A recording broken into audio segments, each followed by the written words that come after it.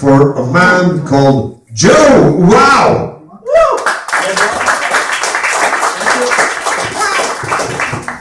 Hello everyone, my name is Ram, and this is my 2013 performance for 2013 End of the World edition. Okay, I have to explain this to you. You're probably a bit confused because Pedro already talked about this, and you know that the end of the world was last year, right? So you know the Mayan calendar thing.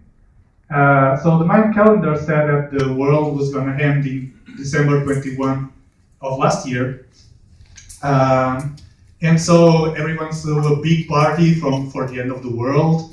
And actually, there was the end of the world edition right here on the stand-up comedy. And I was thinking, so this year, like December 21 is coming again, and I was thinking, why don't we do the end of the world event every year? Why don't we celebrate this every year? Because it's a big celebration. You have to prepare these weeks in advance. You have to. It's the end of the world. You have to visit your friends that you need to visit. You have to go to the places you need to visit, to go. And you have to have lots of sex because it might be the last chance you have to have sex. So, and then December 21, you have a really big party to go out in style, you know? And in December 22, you keep partying because the world didn't end after all. So, isn't this great or what? Why aren't we doing this every year? I don't understand. We should be doing this every year. And we have a saying in Portugal. We have a saying in Portugal, and it says, Christmas is whenever a man wants. And this is what I'm talking about. Why don't we celebrate things whenever we want? Of course, this was before the financial crisis. Now we don't say it anymore. Now we say in Portugal, the end of the world is whenever a man wants. So, like Pedro, today marks my first anniversary here on stage. It was the first time, exactly a year ago, it was the first time that I set foot here on this stage on the Frankfurt Art Bar. Okay, I expect an applause, but it's okay. I'm fine.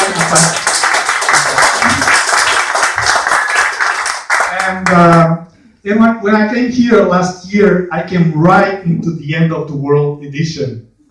And everybody's talking about the end of the world and what would it be, what would become of it. And actually, we had to talk about the end of the world here on the stand-up comedy. And thank you.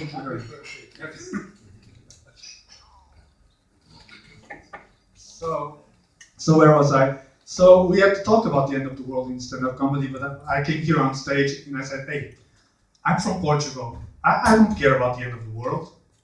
I have seen the end of the world and it's nothing special. Come on. And people laughed at this. And I was a bit surprised. Why are people laughing at this? I thought they knew this already. And maybe they thought I was joking about this, but I was serious. I was that serious. Because it's absolutely true. I have seen the end of the world, and it is in Portugal. This is absolutely true. Okay, I can see you don't believe me, so I'm going to explain this to you. So, in Portugal, there's a small town called Grândola. Pedro knows about it. And I visited this town for like 20 years ago. And from what I remember, Grândola is just like a big, long road. With houses on each side, just one road. This town is just one road. Okay, not really, but this is how I remember it, so bear with me. And so we were driving on this road, and we drove for some time because the road was big. And at some point, the houses, there were no houses anymore, just a road and dirt. And we drove some more, and then the road stopped. And there was no connecting road, there was nothing. The road led to nowhere. And we looked to the left and we saw a single house. And it was a very shady, very ugly snack bar. and the snack bar's name was End of the World. And this is the story of how I've seen the end of the world. Of course, this was 20 years ago. Nowadays, with the state of the economy,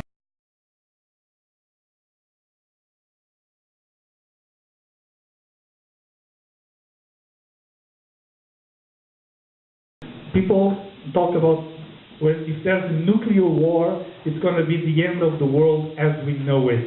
What, does the world turn square afterwards? Does it turn into a cube? We didn't know the world would turn into a cube. It's the end of the world as we know it. You're not getting me. But if you think about this, anything can be the end of the world as we know it. Yeah, for example, 9/11 was the end of the world as we know it. The world changed after 9/11. Nobody knew the world would change after 9/11. So it was the end of the world as people knew it before. But we don't have to go that far. Like internet was the end of the world as we know it. Like smartphones were the end of the world as we know it. 1 year, nobody knew about smartphones.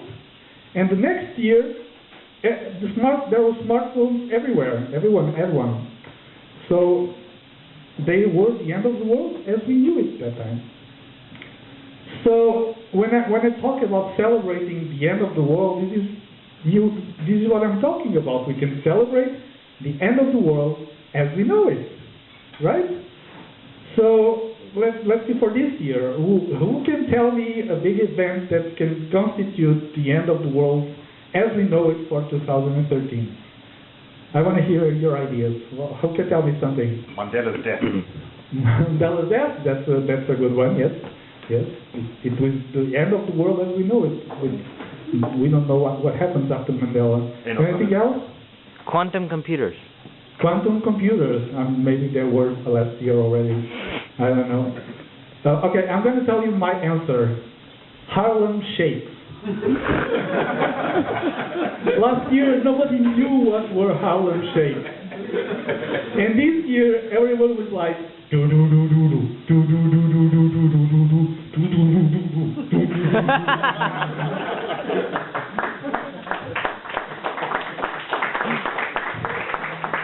Harlem Shakes were the hands of the world as we knew it in 2012.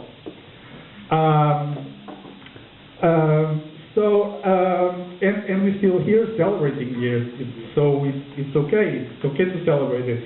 It's like what R.E.M. said about the Portuguese people a while ago. They said, it's the end of the world as we know it, and I feel fine.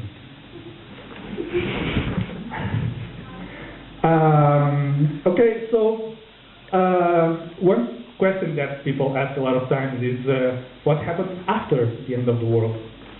And some people may answer nothing, and some people may answer, I don't know. And some smarter people will answer Christmas, right? Because the end of the world is on December 21, and Christmas is on 25, so it's after the end of the world, right?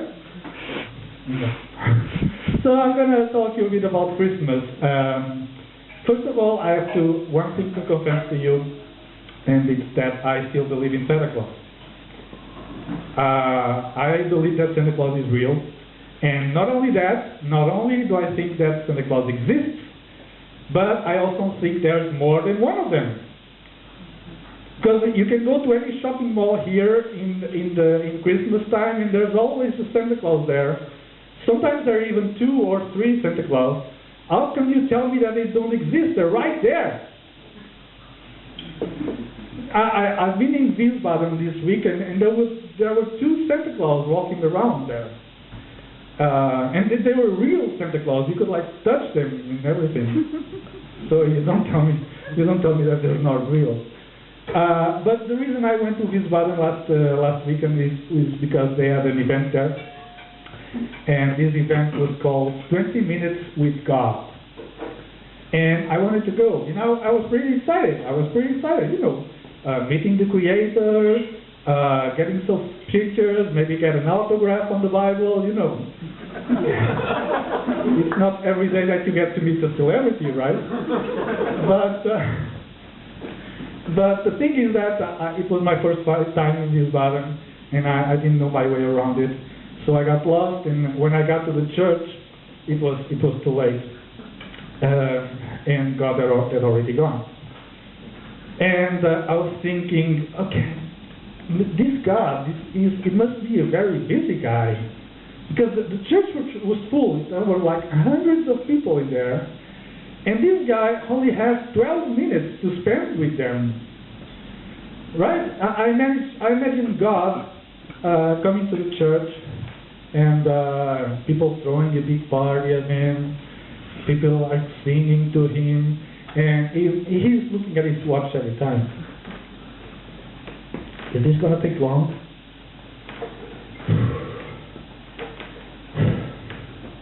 Come on. I still have to go to Nepal and convert some Buddhists today. Come on. Okay, I don't have time to this. I'll put this on my schedule. Jesus. It was Jesus that put this on the schedule.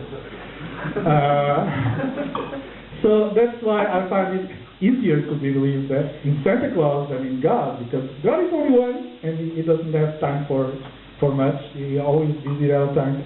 And Santa Claus, there are plenty of them. I mean, I bet two guys and two Santa Claus in this valley, and I wasn't even looking. And somehow the kids always get their presents on the Christmas night. So I believe there's plenty of Santa Clauses for everyone. And that is it. This is the story of how I still believe in Santa Claus. That's it for me. I wish you all a Merry Christmas and a happy end of the world as we know it.